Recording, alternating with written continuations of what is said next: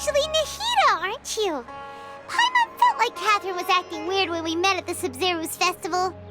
And Dunyarzad, did you save her? It's a really long story. We shouldn't disturb her. Her consciousness is still weakened. Let's chat somewhere else. How about by the traveler's favorite bench?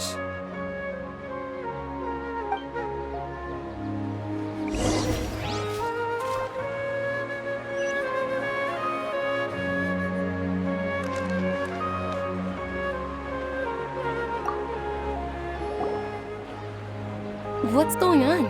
Why are you two so excited to see me? Hasn't it only been a night? It's actually been much longer than that. Oh? Strange. Was I really asleep that long? No wonder I have such a headache.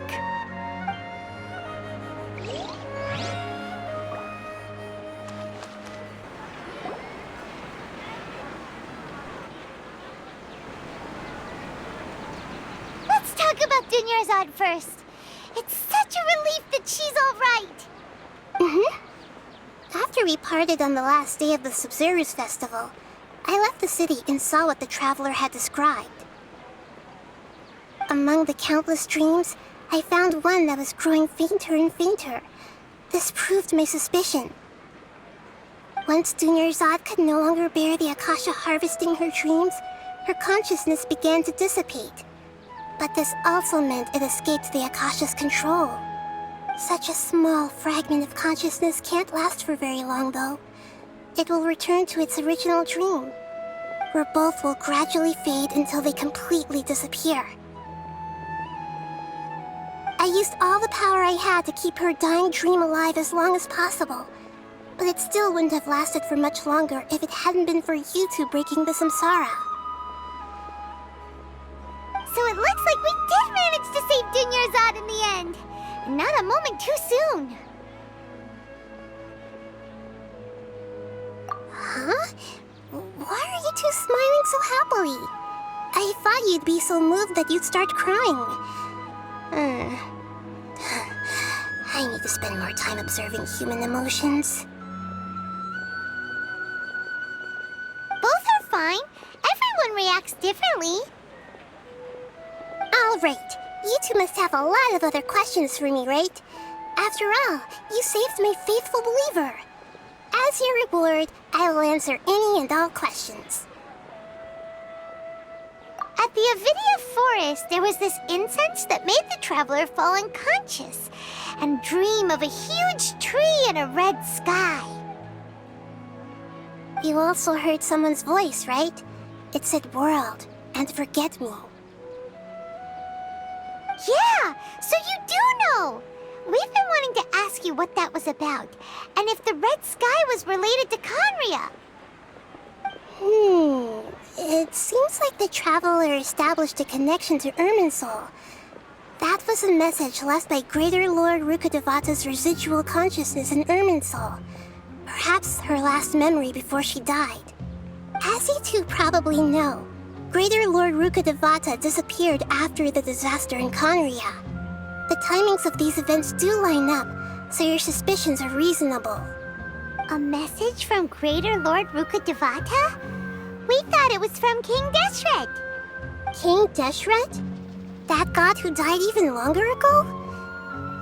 Some present-day desert dwellers still worship him. You probably just heard some of their conspiracies. Okay, so what does the message mean? I still haven't managed to decipher it. Even the Akasha isn't currently capable of doing that. Greater Lord Rukkhadevata's residual consciousness in Irminsul seems to be contaminated with something that has a very dangerous aura to it. Many devoted scholars go mad as soon as they connect their consciousness. I've warned the Academia about this many times, but people still keep falling victim to it. But I believe this is the key to saving Irminsul. That's why I've kept trying to decipher it. So the tree in the vision was Irminsul? Oh, Tainari also said that Irminsul is sick! Is it because of the contaminated consciousness? But even if you can't figure out what that vision was all about, it seems like our search for you was all in vain. The traveler wasn't affected after coming in contact with that consciousness. I've never seen anyone like that. With you here, we may have a chance at deciphering it. No, we must decipher its secrets. I've already eliminated all other factors that might affect Irminsul. This is the only one left. This puzzle has life and death at stake. It could determine Irminsul's fate, as well as Tevat's. To be accurate, I'm using the Akasha as a medium to occupy Catherine's consciousness. How did you do that? Poor Catherine. Does this mean you can also occupy other people's consciousnesses? Theoretically, I can enter anyone's mind as long as they're wearing their Akasha terminal. The Akasha is the legacy of Greater Lord Rukkhadevata. As Lesser Lord Kusanali and the first Akasha terminal, my consciousness has always been linked to the Akasha. I've always respected my people's free will, so I've never actually occupied their consciousness. When necessary, I just borrow this bionic Snezhnayan puppet. Hold on. Did we just learn some deep, dark secret? So Catherine is... No wonder Paimon felt something was off about her. What about your own body? Why do you need to borrow other people's? Don't you live in the sanctuary of Surasthana? That story begins a long time ago. After Greater Lord Rukkhadevata disappeared, the sages found my newly born self and took me back to Sumeru. At that time, I was young and weak. The sages kept me in the sanctuary of Surasthana, ostensibly for the sake of protecting me. But I've hardly heard from them since. However, I do understand that they had hoped to find Greater Lord Rukkhadevata instead of me, a symbol of her passing. So, the sages basically put their new Archon under house arrest? How dare they! Why don't you teach them a lesson, Nahida? In some ways, they aren't wrong. Greater Lord Rukkhadevata was omniscient and omnipotent. Even after her death, the Akasha is still empowering this nation. And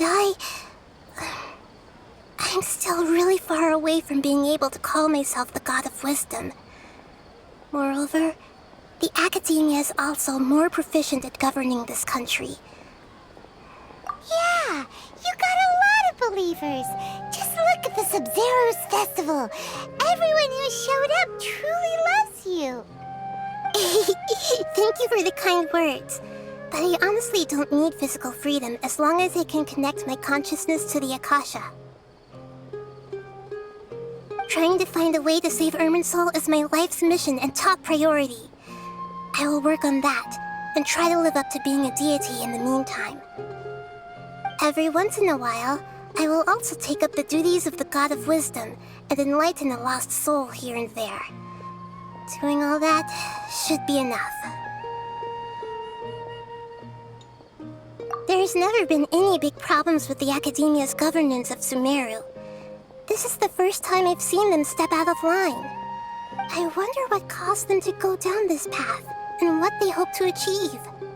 Even though the city's residents haven't noticed anything strange, if the traveler hadn't broken the Sub-Zero's samsara, the situation could have become dire. I tried to do some investigating in the Akasha, but I couldn't find anything suspicious. And all the people of interest seem to purposely avoid wearing their Akasha terminals.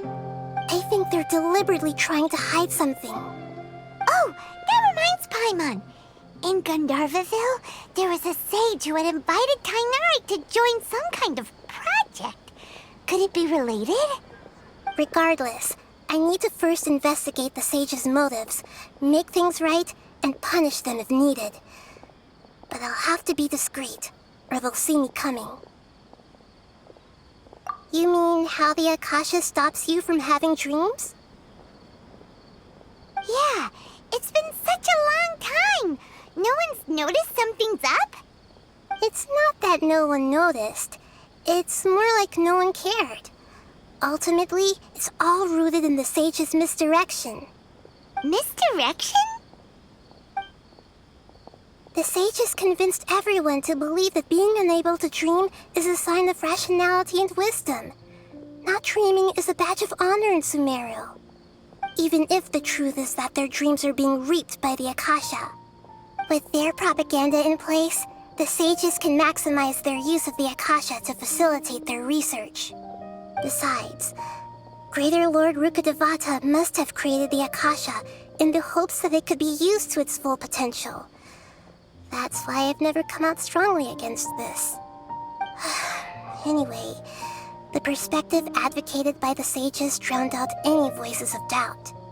By now, even those who never use Akasha terminals find it too shameful and embarrassing to talk about their dreams. Got it!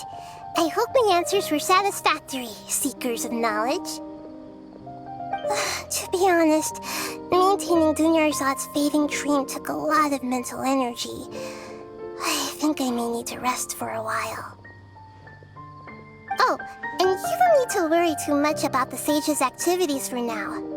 The Akasha won't be able to conduct another project on the scale of the Sub-Zero Samsara in the immediate future. Go and get some sleep. Leave everything to us. What a relief. This is truly the most exhausting birthday I've ever had. Traveler? Paimon? Why am I here? Do either of you know? Maybe you were sleepwalking. You know you can't wake up a sleepwalker. We happened to walk by, so we thought we'd wait for you to wake up. I see. I should visit my maintenance personnel sometime. Oh, I'm fine. I better go. Thank you. We've spent quite some time in Sumeru City, but ever since we last said goodbye to Lesser Lord